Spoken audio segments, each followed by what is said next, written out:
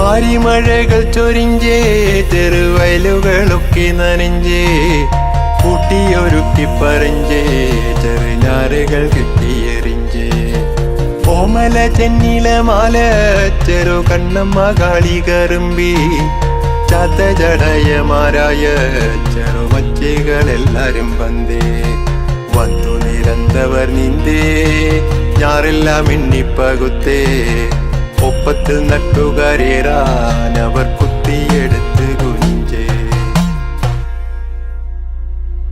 Rhythm of these folk songs reflect the rhythm of the seasons and the farmland life here. This soil and its greenery represents deep-rooted spirit in the hearts of everyone of this region. This is Palakkad, land of paddy fields, in the famous gap of the Western Ghats. Britishers who ruled this land centuries ago scripted that this land is the rice bowl of Kerala. Prosperity of this rice bowl was evident in their descriptions and in the details that they have penned down. There was a unique culture of farming in this land. Supporting that, there was a traditional water management system and a river as an anchor to it. A river which originates from the lush green Sahyadri or Western Ghats, travels through the plains of Palakkad and merges eventually in the great Arabian Sea. She is Nila, also called Bharathapuzha. She supported the life and a strong culture and nurtured every life form here. She is a mother of prosperity. Nila begins her travel from the matted head of Sahia, the evergreen forests of the Western Ghats. While flowing through the hills, this river is the source of water for millions of wild animals and birds. The rich and unique biodiversity of these hills are her bounty.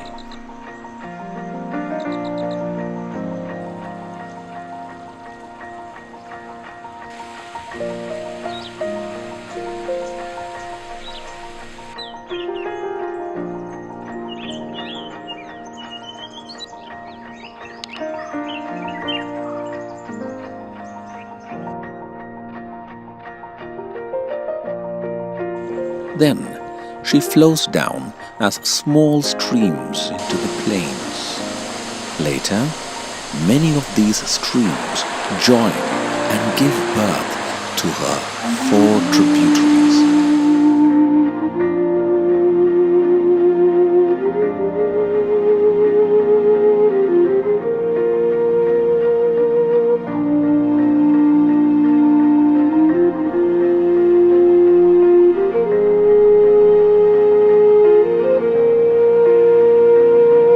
Chitturpura takes birth from the southeastern side of Palakkad in the Animalai hills.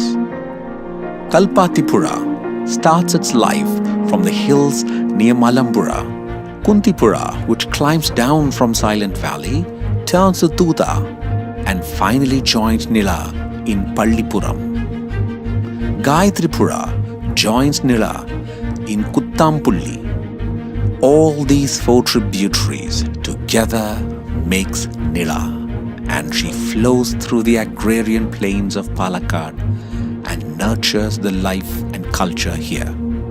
According to some researchers, this land between Parali and Tirunavaya was known once as Bharataganta, and hence the river which flows through this land is called Bharathapuzha. Originally, it was known as Pera, and also it is believed that the river Pratichi, referred in Mahabhagavata, is this river. She is serene and sacred. Let us listen to one of her sons who has seen her for the last 106 years. പ്രധാനപ്പെട്ട പല ക്ഷേത്രങ്ങളുണ്ട് ഈ ഭാരതപ്പുഴയുടെ തീരത്ത്.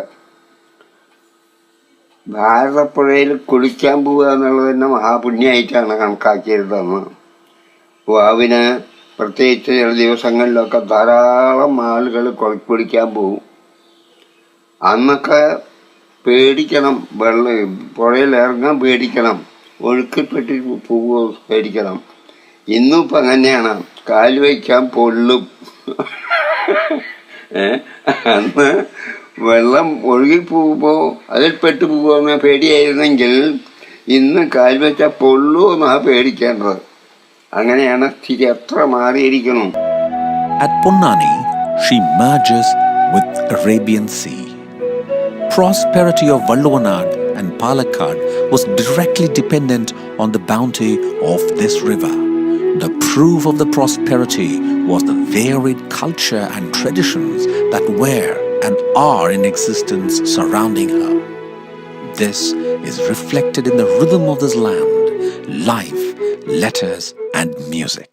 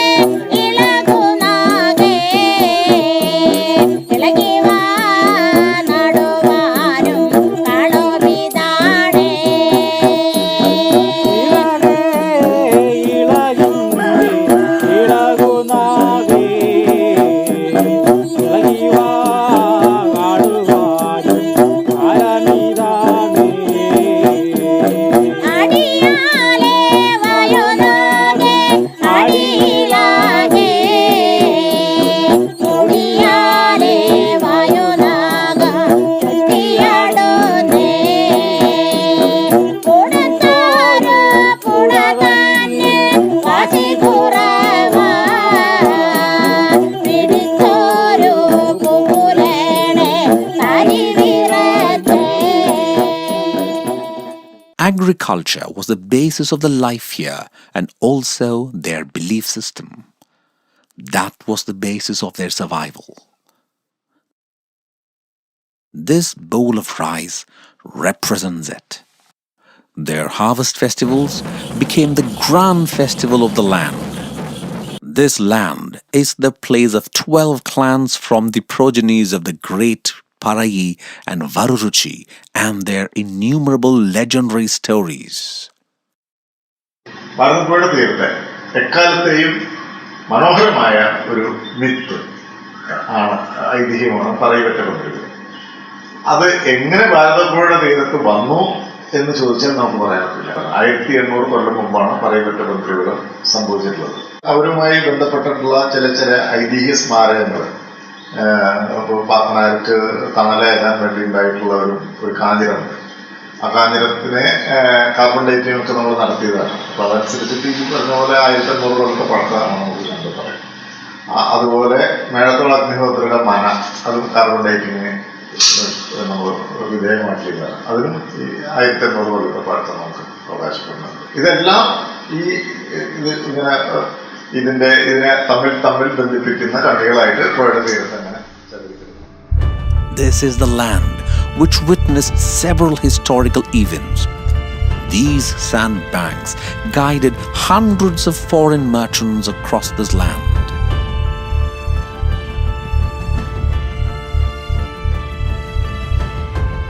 These banks witnessed many valiant stories like Mamankam, the famous fight for self-respect. This well, Manikinar, and this platform, Nila in Tirunavaya, have many stories to tell about the valiant heroes of the past. Continuous as the river that flow, many gods and goddesses gaze at Nila and pour their blessings all along the bank.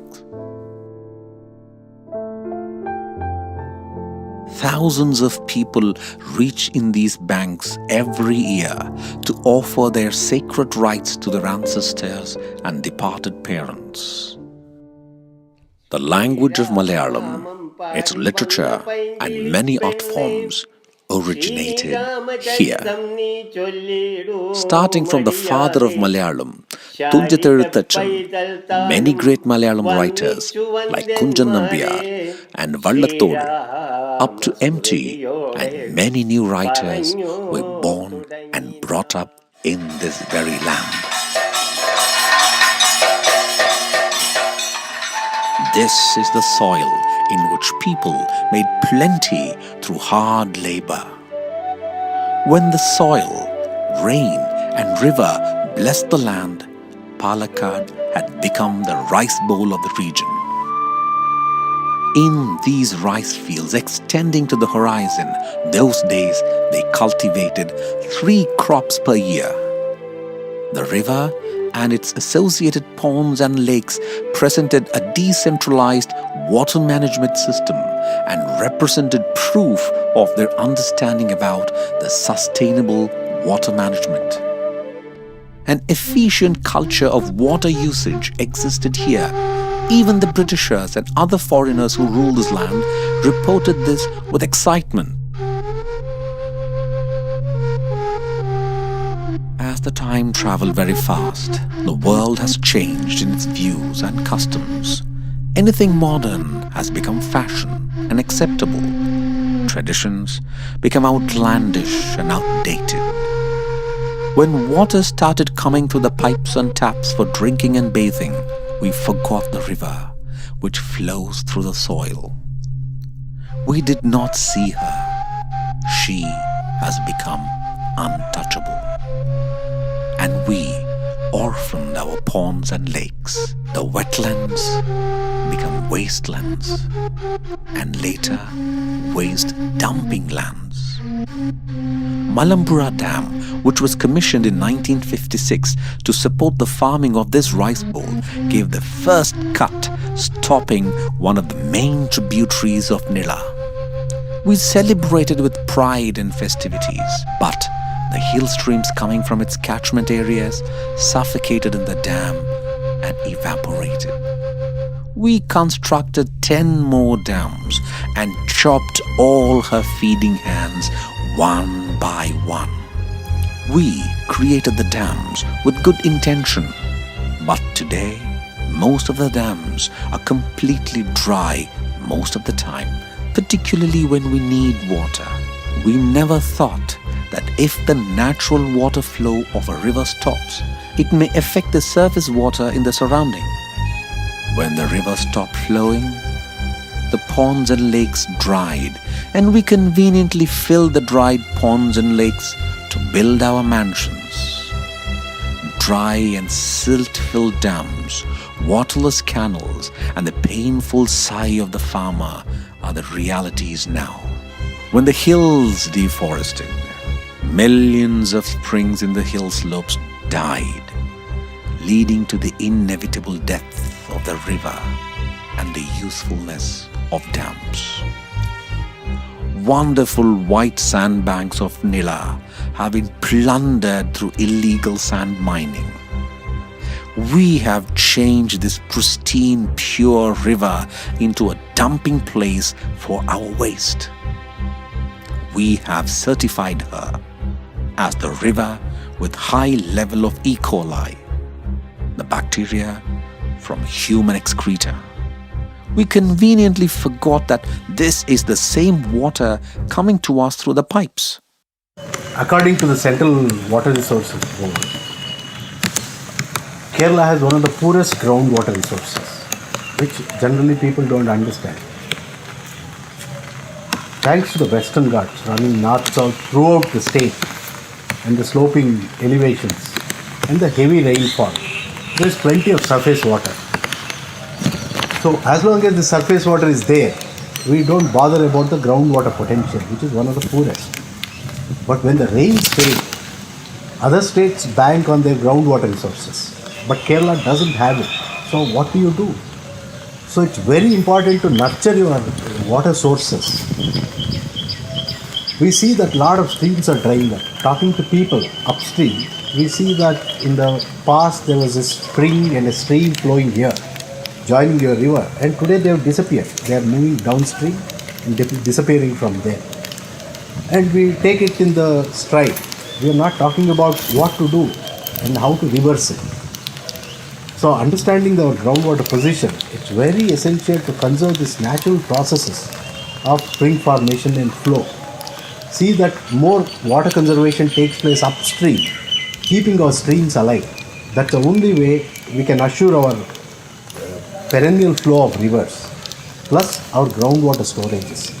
Augment the groundwater storages for our emergencies. So this is the priority today. With a good rain, we get floods. When rain fails, we get drought. The balancing act of the ecosystem is destroyed. In the summer now, our wells are dry. We are now digging deeper and deeper, and bore wells have become the norm. We can wait with pots and buckets for water coming through the public taps and keep drums for the purchase of water. When multinational companies exploit our own water and sell it to us, we don't feel shame to buy and drink it. When somebody sucks the land dry, bottles it up with flavors and sells it to us in high price, we don't feel the shame and conveniently forget the common man who lost his drinking water. And also, we have completely forgotten our natural drinks which quenched our thirst for thousands of years. We are losing our river. We are losing our drinking water. It's a reality. In a place called Pukot Kavu, there people are taking efforts to bring back the traditional wells and ponds and all. Each one of us have a role. We have to, maybe it is a smaller percolation pit at home, or a water harvesting system, or a small greenery in our surrounding, whatever be it. All these efforts has to evolve to a water literacy program, and it has to reach everyone. There is hope. Only thing, we have to come together. We have to be together and bring our forest back, particularly in the catchment area, the originating places of this river. The river should flow from those evergreen forests of our Western Ghats. Similarly, in our agricultural land, the ponds have to come back. Our agricultural traditional systems have to come back. We have to work together for that. Water is the basis of the life on earth. Also, the most essential component of our survival in this place. And this river should flow through our heart first, then it will definitely go through the land. We should learn that natural resources such as river water cannot be divided and used as a man-made commodity. Nila still waits to see the right awareness in her children. Our culture, the lifeline which supports it, and the water wealth behind it should not die. For that, this river should continuously flow. We are not the only stakeholders of this river. Millions of life forms living depended on this river, including the birds which reach here traveling thousands of kilometers, have equal rights on this water wealth. We should wake up with more conviction and determination to bring the greenery up in our land. Let this river flow perpetually, nurturing us through our heart and through our land for all of us and all living beings on this land.